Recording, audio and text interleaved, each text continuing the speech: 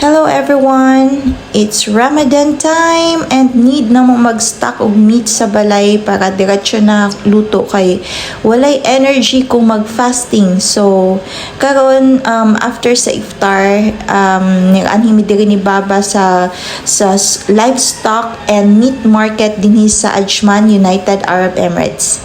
Dali, suroy mo na ako. Kuyog ta! Mo ni siyang ilahang type sa pag-display din sa ilahang meat. Sure jud kaayo nga very clean. So kani siya mutton or lamb meat. Ako sang gibiyan si Baba guys na siya dito sa meat section, naghulat sa iyang gipa-prepare nga mutton meat. Nangita ko dinhi og itlog sa livestock section. So, isukot mo din sa ilang livestock section, ilang mga kulungan, klase-klase nilang mga birds din na ay native chicken, na ay quail, unsa man ni siya, nakalimot ko sa pangalan, na ay pabo, nakita niyo kaganyan, na ay pabo, ang pabo, tikaw. Chicken egg, fresh,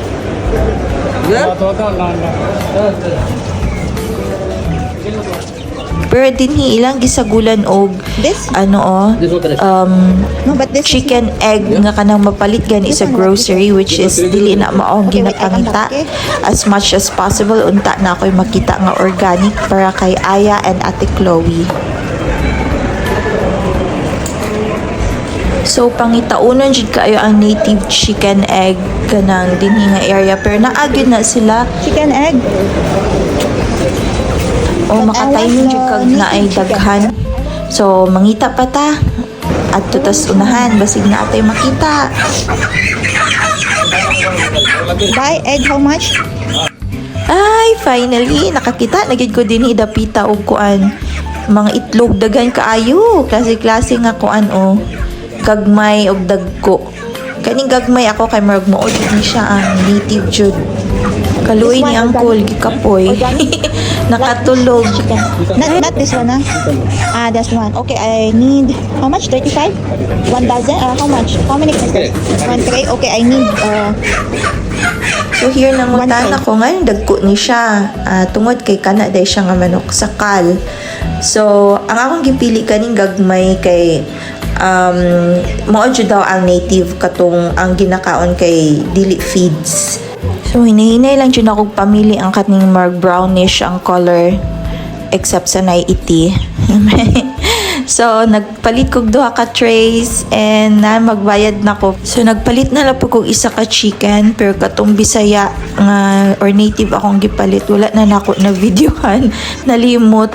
Gipahinluan na lang po na ako apil, gipa-prepare na ako daan para pag-abot sa balay, hinluan na lang din diretso nagluto. So balik na ako kay Baba. Ako na lang po gi-apil og video ang store nga akong gipalitan aning native nga itlog para next time dili na ko magkabuang og asa ko moadto. And so timing pod kaayo nga nahuman na og prepare ang meat nga gipalit ni Baba.